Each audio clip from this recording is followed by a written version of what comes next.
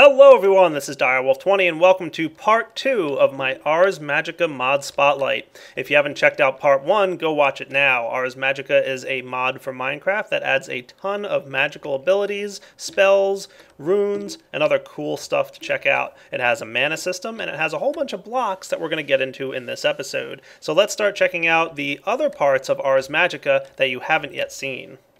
Alright guys, the first thing I want to show you in part 2 of the Ars Magica Spotlight is something called the Nexus. This guy is really pretty cool. In order to start with him, you're going to need some chalk. You'll note that there's several kinds. The first one you're going to need to go with is blue chalk. It's really pretty easy to make. You're going to need some flint, some paper, some clay, some lapis, and this stuff called arcane ash. Arcane ash is not hard, just smelt an arcane compound. An arcane compound is made with some netherrack, smooth stone, glowstone, and redstone. That'll get you your arcane compound, which again you need to smelt and then use to make your blue chalk. And remember that recipe because you're going to need it a lot as well. So to get started, just right click on the ground with your blue chalk. Ta-da! You'll build this awesome little thingy. From here, you're going to want to place some pillars in the corners. You need to place down in each corner here, and you can see what a corner looks like just by checking out the pattern I'm doing or check out the wiki. But this is your basic pattern. It goes in the corner of all those blocks. You need 2 of these stone bricks and then some chiseled stone bricks on top. And you'll know you've done it right when you see this thing start to spin. So just go ahead and place down your last couple blocks here, and this thing will start spinning. Ta-da! Now you've got yourself a Nexus. Nexus will allow you to store up what's called raw essence.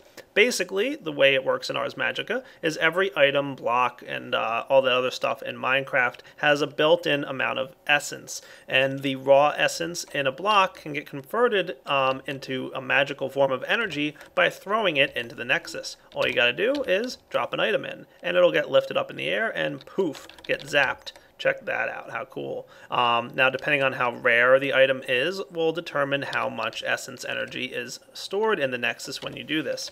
If you want to check out how much energy is in your Nexus, simply get yourself the Sense Energy spell. You can check it out by just right-clicking. It'll tell you the detected amount of essence inside and the deficit. Deficit is kind of a form of negative magic, and it kind of builds up inside. So you can see I just threw some cobblestone in there, and I got myself a little bit of extra essence. So about 10 essence in a cobblestone, for example. Not bad. And if I throw a torch in there, we'll see that the torch will get us a little bit more. Oh, cool. It got like, what's that? 40... yeah, 7-ish? Not bad. Now at this point you might be saying to yourself, if you've played Thaumcraft, this sounds kind of similar to the Vs system that Thaumcraft had. And guess what? You'd be very much right. Thaumcraft was actually based on the same game that Ars Magica is based on. It's a tabletop game, and the author of Ars Magica has spoken with Azenor, and Azenor is pretty excited for this mod to come out because he was a big fan of that game. Hence him starting Thaumcraft 1 and 2 and basing it off the same game. So there are some similarities between Thaumcraft and Ars Magica, even beyond the fact that they're both magic-based mods. But Azenor is pretty excited to try this mod out, and Thaumcraft 3 is pretty different from the mechanics here, so I don't want anybody to think like, you know, Ars Magica is copying Thaumcraft. That's definitely not the case. They're just both based off some of the same source material. So that little spiel is over. Let's talk about some of the other stuff we can do with this essence. So one of the first things and the most basic way of showing you how this works is by making yourself a Kale Factor. This guy is pretty straightforward. Some stone, some lapis lazuli, some redstone, and some Ventium dust here. Ventium dust is smelted from Ventium ore, one of the, I believe the only world gen ore that Ars Magica adds. So when you find that Ventium ore in the world, you'll know it. A couple other pieces of world gen besides those buildings that I showed you are these guys, these flowers. There's some in this world here, the orchids are in the plains biomes, and there's also some red flowers that are spawned in deserts. So that's the world gen for you, but that's the way to make yourself a Kale Factor. Now, Kale Factor is one of the many machines that runs off of this essence. So we can see here, if we grab our Sense Energy spell, that we've got 174 essence in here. If we place this block near the Nexus, within about 10 blocks, boom, the Nexus will start powering the Kale Factor up. Check that out. And it's got a pretty cool interface here. We can use our Sense Energy spell to determine how much essence is inside the Kale Factor. You can see it's going up by 10 about every second or so. And it's quickly draining the essence out of this thing. It also tells you the percentage of, the max that's in there. So right now, this guy is about 8% full with 170 essence inside. There's no deficit at the moment. The Kale Factor is a pretty simple block. It's a furnace. Throw items in the top, and it'll use its magical energy that it's stored to smelt the item. Look at that. So it's draining the energy down, and it's going ahead and smelting it. How cool. So basically a furnace, but, uses this magical energy stuff. How cool is that? Very cool. Nice little particle effects going on. You can see it kind of doing its thing. Not bad at all. Now there's a couple other cool blocks here that you're going to want to use this magical stuff for, but it only has a range of about 10 blocks. So how do we extend it? Well, that's pretty easy. Make yourself a conduit.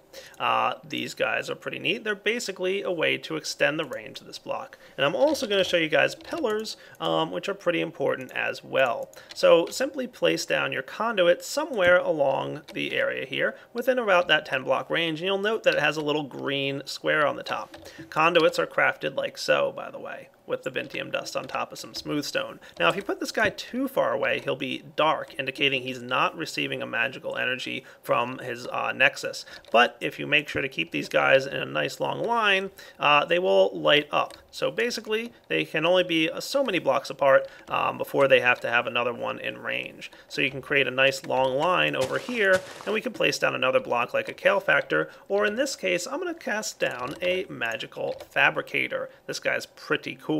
The magic fabricator is actually a really neat block. It's a little different. Let's check it out. Simply place it down. Boom, like that. Now I'm going to go throw some more magical energy in here in the form of diamond blocks, because I want to make sure I have plenty of this stuff to demonstrate to you guys. So why don't I just go toss one of these in. Boom. Now, by the way, we've got plenty of energy in there, like 90,000-ish. Now you can see the essence conduits transferring energy straight over to my block. Cool. It's building up a nice internal storage. Look at that. Energy's transferring and doing a good job. And we can also see how much energy is in my conduits, but note there's a bit of a deficit. Deficit is a bad thing. You don't want to let that stuff build up. It will eventually cause problems. Basically, if too much deficit builds up inside a block, it'll explode. And that would not be fun for you guys. But don't worry, I'll show you an example of that in a little bit. But for now, note that the conduits are transferring energy from the Nexus to your blocks in the form of this nifty little lightning effect. Cool. So we can open up the Magic Fabricator, and whoa, what is this interface? Don't worry, it's not so bad. Basically, it's a crafting table, but it's even cooler than a crafting table. It's an automatic crafting table in the form of converting energy into the recipe. So if you want, you can just use it like a normal crafting table. You can see I placed some cobblestone in there, and I got myself a furnace. Just left click to take it out, and you've crafted. So normal crafting table mechanics like that. But instead what you can do is leave the recipe in the block like that, and then simply apply a redstone signal. So if I were to, for example, get some buttons here and place a button on this block or on the block next to it, every time I push the button, it will use some of the essence of the internal storage, so it'll take some essence out of here, and it'll convert it into energy and transform and make the item that's the recipe's making. So that's pretty neat.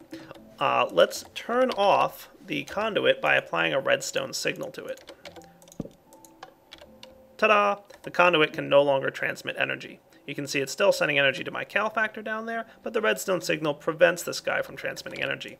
This is a nice way to test that this is working. Simply push your button, boom, and it created a furnace for me. How cool was that? Boom. And every time it does that, it's going to drain a little bit of the internal essence. And then you can see the essence cost sitting right down here. And of course, just turn off the redstone signal here to start letting energy flow back into your block, and it'll continue building up an internal buffer. Pretty cool. Next up, I want to introduce you guys to the Essence Refiner block. This guy requires a diamond and some of that arcane ash, but it's pretty neat, not too hard to make. Simply open it up and it's got this crazy interface, but don't worry, it's not hard at all to use. So to use this block, you wind up using it to make what are called essences, and there's a bunch of them: arcane, earth, air, fire, all kinds of different essences available to you. The recipes for these can be found on the wiki, so I'm not spoiling anything by showing it to you guys. But for example, let me show you how to make the ice essence. For this, we're going to need a few blocks of ice.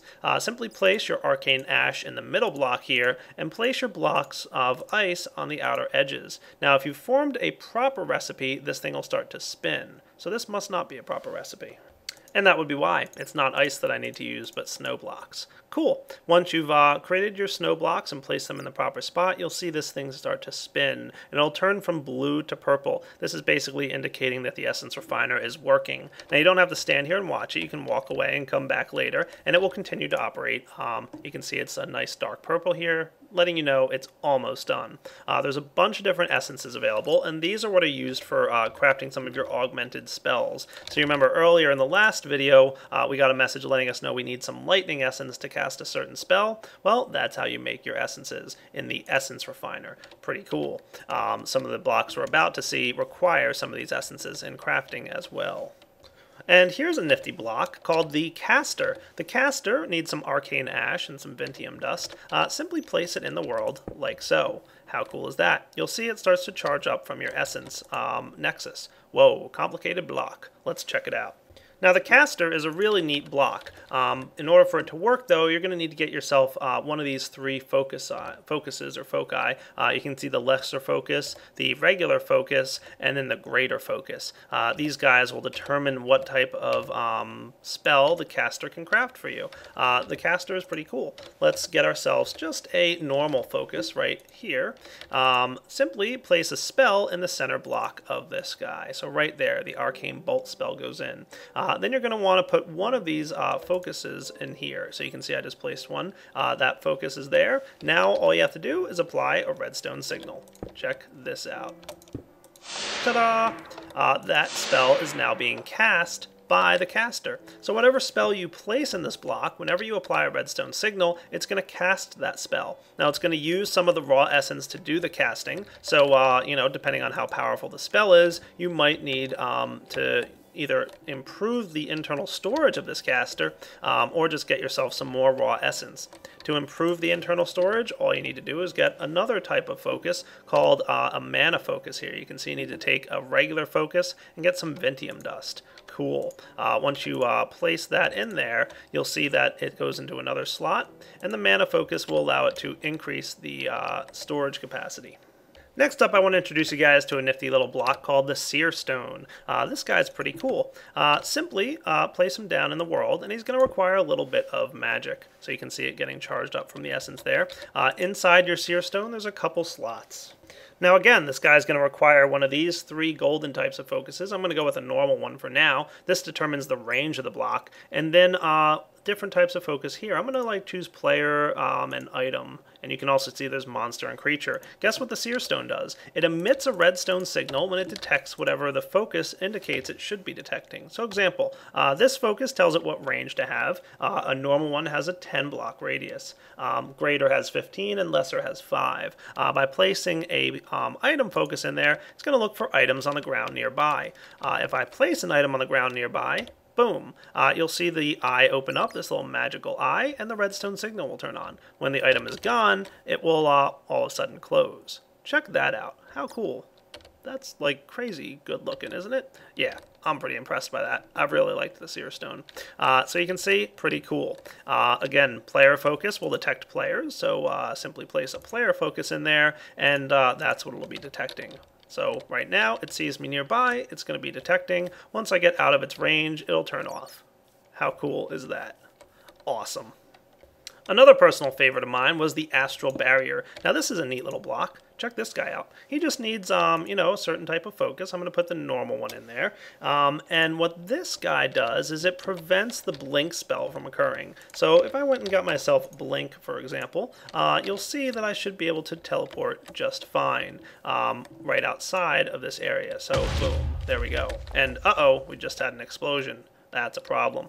If we went over here with our Sense Energy spell, we'll note that quickly we built up some deficit. So I'm going to show you guys how to handle that, but oh yeah, the deficit is quite high in there.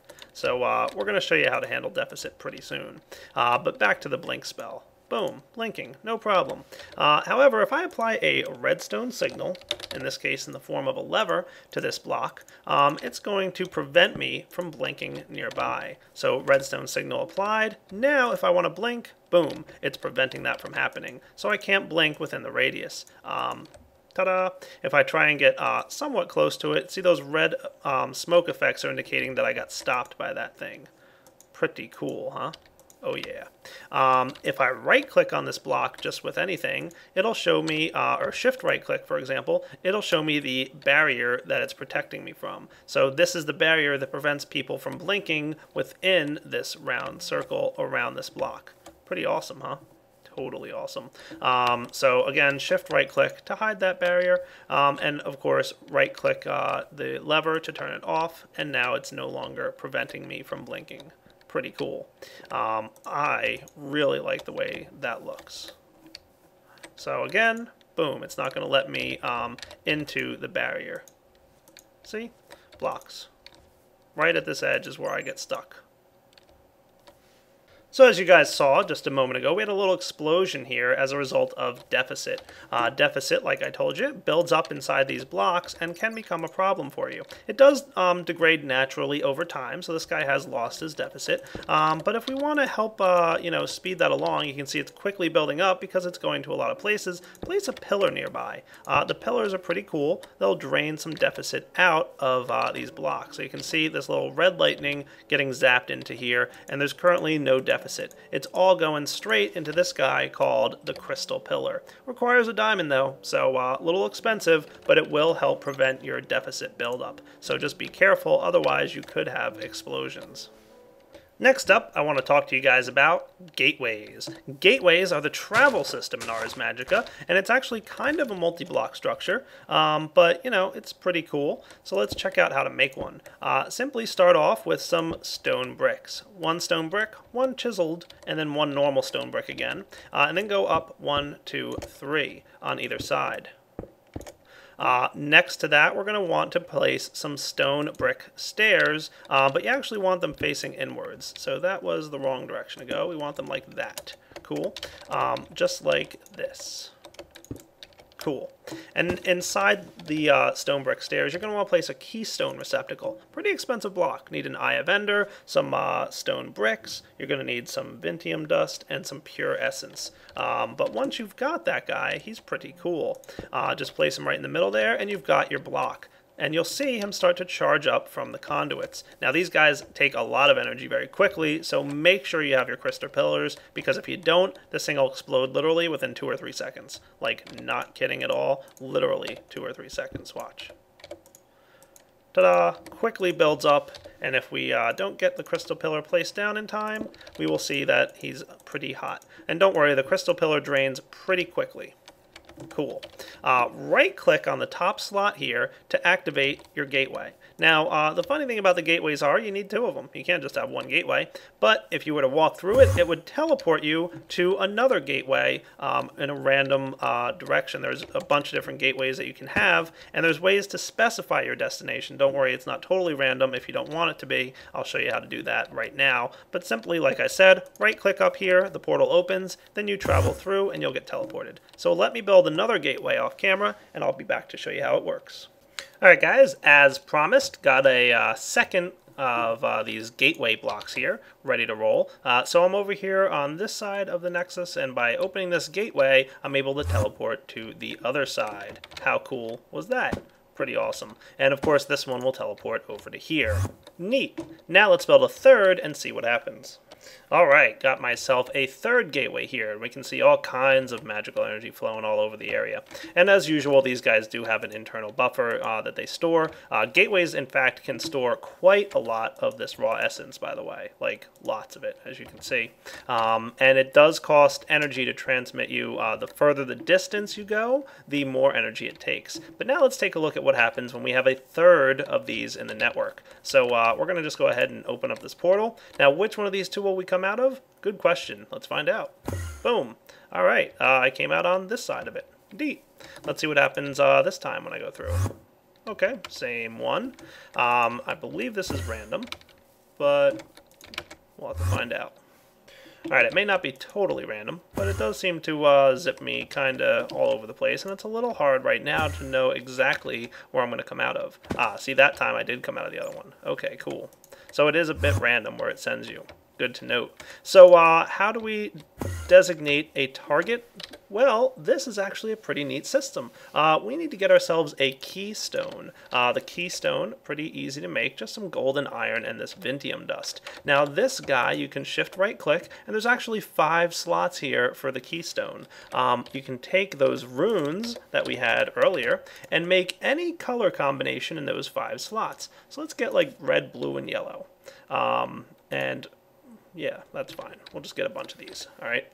So I've got a few keystones here. What I'm going to do is I'm going to open this one up, and I'm going to make it just all 5 or 3 red and then 2 blue. Okay, so that's the combination of this keystone. And you can see it there. It says Kula Kula Lanu Kula Lanu. Neat. That's the name of these guys, Rune Kulas and Rune Lanus. Okay. Now I'm going to make another one that's the exact same pattern like this. And that is pretty cool. All right, so now what I'm going to do is I'm going to go over to this block, okay, the one that's over here, and I'm going to shift right click on this, and you can see we get a little slot here. I'm going to put this keystone in here. Neat. All right, now when I travel through this, it's the same thing. It's going to teleport me into a random location. All right, but the cool thing about this is now when I take that keystone with the same combination of runes and right click on the gate, boom, I'm guaranteed to be teleported to one of the gates with that combination in it. So, regardless of where I'm coming from, I just right click on it with that keystone in my hand, and it will always teleport me over here. Cool. Look at that. Same thing for this one. If I right click on this one with this keystone, it'll teleport me over here. So every time I click on this, that's where my destination is going to be. So by shift right clicking and placing a keystone with a certain pattern in there, whenever I use a similar keystone, I will get teleported to that gateway. There's 2 really cool uses for this. One, it ensures you have distinct gateway networks so you can travel to different locations. And 2, you can use combinations and not tell people on the server what certain combinations are if you don't want them to be able to get there. So if I want to have like a gateway in a secret location, and I don't want Richard G, for example, to know how to find my little secret location, but I want to be able to get there, easy. Just make myself a keystone, don't show him what the magic symbol rune combination is, and then go ahead and teleport from any other gateway on the server to that location. How cool. So the gateway that we're teleporting from doesn't need a keystone. You just right click on the block that opens the gateway with the keystone with the combination, and you'll always go to that gateway. Pretty awesome. I really like this keystone system, and it's used for not just the gateways. There's a couple other blocks that use these keystones. Let's check them out. One of these, for example, is the keystone chest. Pretty neat. Some wood, some runes, and some of that Vintium dust will get you a keystone chest. Note that I can open it up, no problem. However, if I place a keystone in there with a rune combination, I'm going with the same one, the Kula Kula Lanu, Kula Lanu. Now when I try and right click on it, note that I can't get in there. Hey, let me into that chest. All I have to do is take a keystone with the same rune combination again that matches the one that's inside the chest, and when I right click on it with that, I can now access the chest. Pretty cool. But without that keystone, I cannot access the chest. And if I have the wrong combination, for example, on there, I also cannot access the chest. I must have the right combination of runes that matches the one inside the chest. How cool is that? Another option here is the Seer Stone. Check this out. When I place the player focus in here, it's going to detect whenever a player is nearby, right? Perfect. However, if I place in the top middle slot here a keystone, okay, it will not emit a redstone signal when a player comes by with a matching keystone in their inventory. So all I got to do is have this matching keystone with the same rune combination in my inventory, and it's not emitting the signal. However, if I drop this keystone on the ground, now it's activated and it's emitting a signal. So what can we use this for? All kinds of stuff. You could make doors, you could make traps. Like I could, tell all my friends, hey, here's the combination of runes to put in your keystone, and you'll be allowed in my house. However, if someone comes by my house without the keystone, redstone signal emitted, activate a trap, activate a Castor and shoot some spells at them, whatever. Lots of options here for emitting a redstone signal when somebody comes by without the proper key. That is cool. And guess what? There's even a keystone option for the barrier. That arcane barrier that prevents blink from happening. You remember that guy, right? Yeah, this nifty one. Totally cool.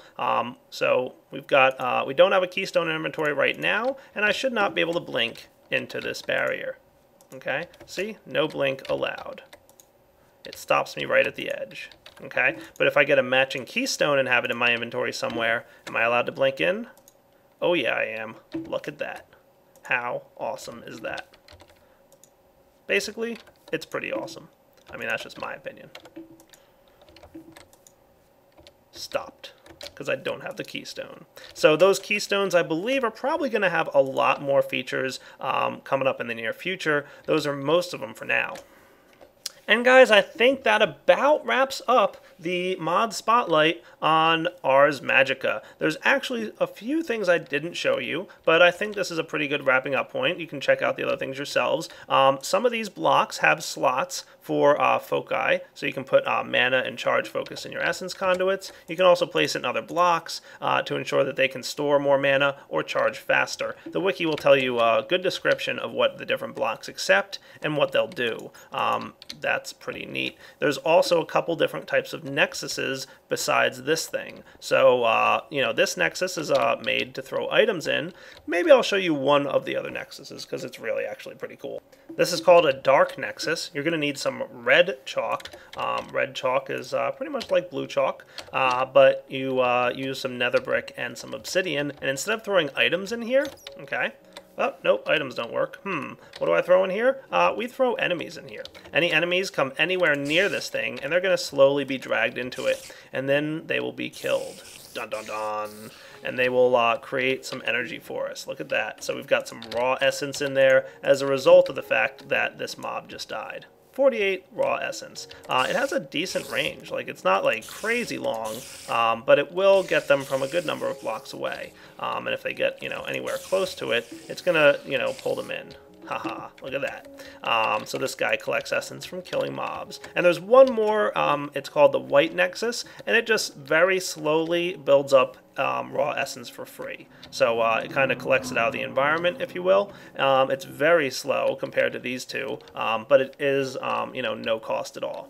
So yeah, lots of cool stuff in Ars Magica. It's a very new mod, currently in beta. It's a core mod, which means it has to go into your core mods folder when you install it. But Mythian's already working with CPW and the Forge team to get a couple Forge hooks put in that he needs so that he can switch it out to a normal mods mod. It really doesn't make much of a difference to you guys. Just put it in core mods and you'll be fine.